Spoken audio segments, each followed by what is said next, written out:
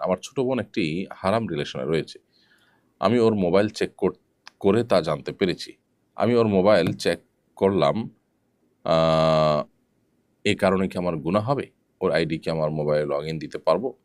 দেখুন, নিজের অধীনস্থ কেউ, সেটা ছোট ভাই-বোন হতে পারে, ছেলে-মেয়ে হতে পারে, এদের ব্যাপারে নজরদারি করা, তাদের ব্যাপারে বিশেষভাবে তাদের প্রাইভেসিগুলোতেও আপনার তদারকির দৃষ্টিতে তাদের ভালোর জন্য নজরদারি করা, এটা নাজায়েজ কিংবা হারাম কাজ নয়। ব্যাপারটি আ রাষ্ট্রের গোয়েন্দাগিরির মতো।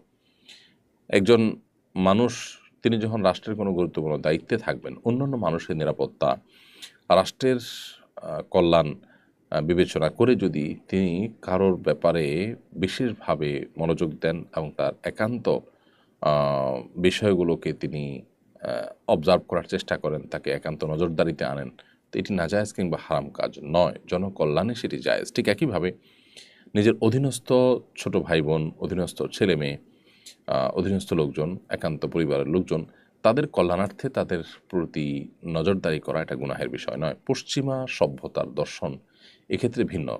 তারা অবশ্য মনে করে যে না, একটা নির্দিষ্ট বয়সে যাওয়ার পর ছেলে, এমনকি নির্দিষ্ট বয়সও যাওয়ার কথা তারা বলে না। ৭, ৮, ৯ বছর বয়স থেকেই ছেলেমেয়েদের ব্যাপারে বাপ-মা বা ভাই-বোন, বড় ভাই-বোন, তারা কেউ যদি কোনো প্রকার তদারকি করেন, কোনো প্রকার তাদের ব্যাপারে নজরদারি করেন, সেটাকে মনে করেন তারা ব্যক্তিগত যে অধিকার বা প্রাইভেসি, সেটা লঙ্ঘন হয়েছে। তাদের এই থিওরি, তাদের যে সমাজ, তাদের যে পরিবার ব্যবস্থা, তাদের যে অন্যান্য দিকগুলো আছে, সেদিক থেকে তাদেরকে মোটেও সুখী কিংবা সমৃদ্ধ করতে পারেনি। বরং এই জায়গাটাতে এসে তারা অতি উদার হয়ে, অতি মানবিক হতে গিয়ে, অতি ব্যক্তি স্বাধীনতা এটি ফলাতে গিয়ে তারা কিন্তু নানা দিক থেকে সাফার করছে। এর মধ্যে একটা হলো যে অল্প বয়সেই কিন্তু সন্তানদের মধ্যে ডিপ্রেশন চলে আসছে। যা খুশি তা করার যে প্রবণতা, যে বয়সে তার ভালো মন্দ বোঝার কথা না, সে বয়সে সে যা খুশি তা করা শুরু যখন করে দেয়, দিন শেষে তার জন্য আসলে কল্যাণকর কোনো কিছু বয়ে আসে না। এই জায়গাতে ইসলামী দর্শনটা হলো যে অভিভাবক হিসাবে আপনি আপনার ছেলে-মেয়ে, আপনার ভাই-বোন, তাদের যদি অন্যায় পথে যাচ্ছে বলে মনে হয়, তাহলে আপনি তদারকি করতে পারবেন। তবে সেটি শুধুই তাদের অন্যায় পথ থেকে বিরত রাখবার প্রয়োজনে, সেই স্বার্থে। এছাড়া চাইলেই আপনি তার সমস্ত প্রাইভেসি লঙ্ঘন করবেন, সেটার কথা কিন্তু ইসলাম বলে না। তার সতর আছে, তার ব্যক্তিগত অন্যান্য বিষয় আছে, এগুলো আপনি চাইলেই লঙ্ঘন করার অধিকার ইসলাম আপনাকে দেয়নি।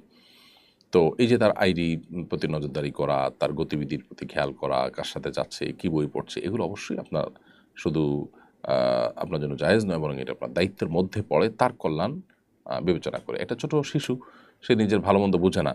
সে যদি আগুন ধরতে চায়, তাহলে আমরা তাকে কিন্তু আগুন ধরতে দেব না। সে যদি মোমবাতিতে জ্বলা আগুন ধরতে চায়, ছুরি ধরতে চায়, আমরা তাকে কিন্তু বাধা দিব। কেন? কারণ সে নিজের ভালো-মন্দ বোঝে না।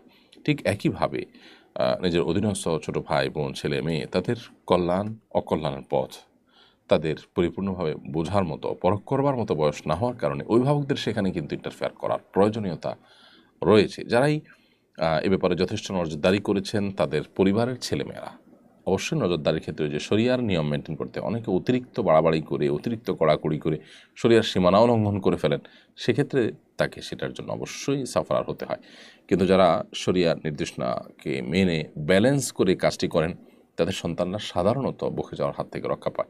আজ থেকে ২ দশক, ৩ দশক আগে আমাদের দেশের যদি আমরা যে কালচার ছিল, সেটার দিকে খেয়াল করে দেখব যে বাবা-মা তাদের সন্তানদের খুব বেশি নজরদারিতে রাখতেন, তাদের তদারকিতে রাখতেন। সেই সন্তানরা কিন্তু বড় হওয়ার পর বাবা-মার প্রতি কোনো বিরক্তি প্রকাশ করেনি, বরং তারা অনেক খুশি হয়েছে যে বাবা-মার তদারকির কারণে তাদের অনেক কল্যাণ বয়ে এসছে।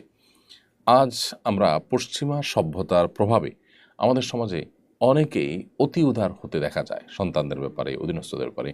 এর কুফলও কিন্তু আমাদের চোখের সামনে আমরা অনবরত দেখতে পাচ্ছি, চতুর্পাশে দেখতে পাচ্ছি, কদিন পরপরই দেখতে পাই যে বাবা-মার কীভাবে অবাধ্য হয়ে যায় ছেলেমেয়েরা, ভাই-বোনরা। এবং পশ্চিমা দুনিয়াতে যে বৃদ্ধাশ্রমের কালচার ডেভেলপ হয়েছে এবং বৃদ্ধরা একাকী নিঃসঙ্গ জীবন তারা কাটিয়ে ফেলছে, এসবগুলো তাদের ওই যে অতি স্বাধীনতার যে ব্যাপার তাদের মধ্যে রয়েছে, তার কুফল তারা কিন্তু ভোগ করছে। এই জায়গায় আমাদেরকে অবশ্যই শরিয়ার যে নিয়ম নীতি আছে, সেগুলোকে মেনে ব্যালেন্স করতে হবে।